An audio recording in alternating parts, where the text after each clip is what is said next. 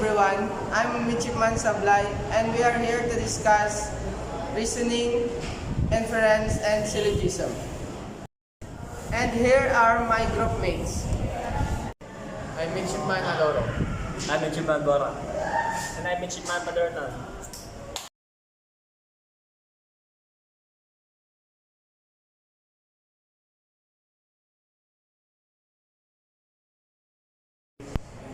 What is reasoning?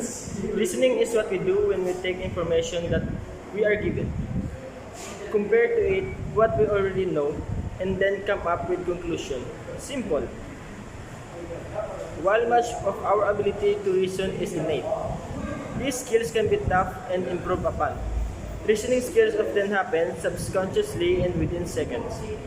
However, sometimes we need to think things through to reach a conclusion when we are presented with a tough question or situation. Reasoning skills are essential to day life. We use them to make choices among possible options, to distinguish between positive and negative situations, to decide how to approach a problem with and resolve it, and much more. As you consider some more specific examples, keep in mind this equation, which may help you to understand how it all works. Types of reasoning. Inductive reasoning. It is specialized thinking aimed at the discovery or construction of generalized principle by making use particular cases, especially examples and identifying of elements of relation. Deductive reasoning. It is the ability to draw some logical conclusion from known statement or evidences. Here's one start with the already known established generalized statement or principle and applies it to specific cases. For example, all human beings are mortal. You are human being, therefore you are mortal. 3 types of deductive reasoning. First, condition reasoning.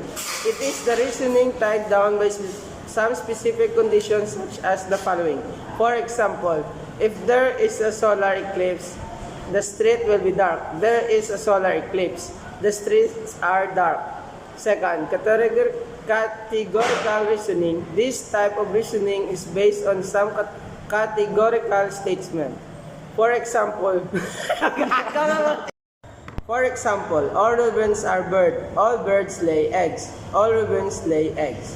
Third, linear reasoning. This type of reasoning involves straightforward relationships among elements.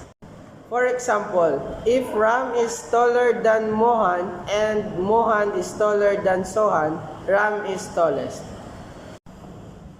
What is inference?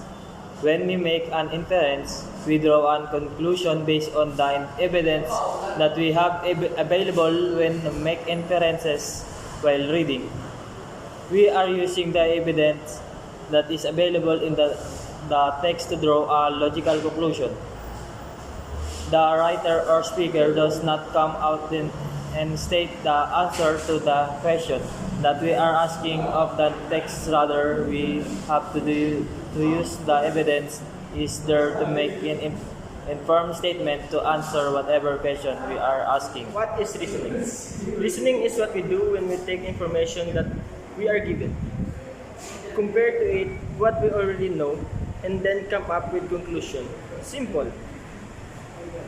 While much of our ability to reason is innate, these skills can be tough and improved upon. Reasoning skills often happen subconsciously and within seconds.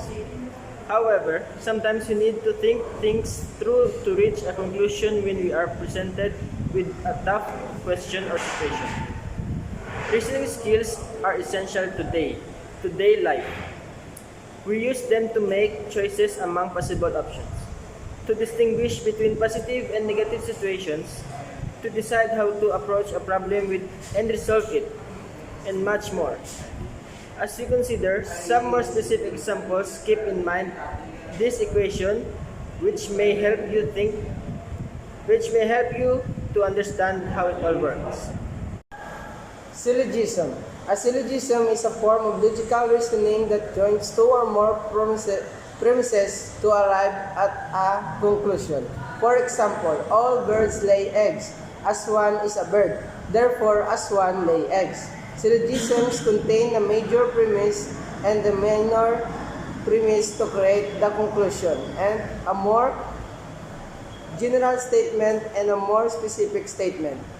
In the example, the major premise is that all birds lay eggs. The minor premise is that aswan is a bird. The conclusion links these two propositions to conclude that if aswan is a bird, it must lay eggs. Syllogistic arguments are generally presented in this three-line format. Peace! There are three major types of syllogism. First, conditional syllogism.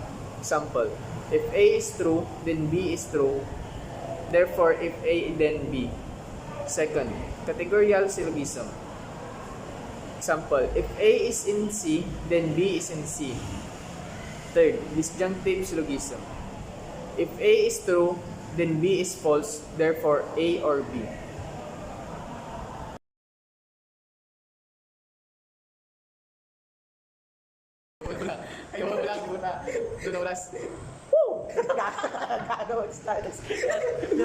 Syllogism.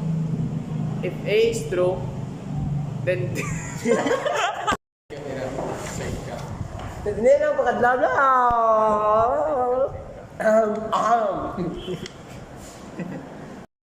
And here are my group mates.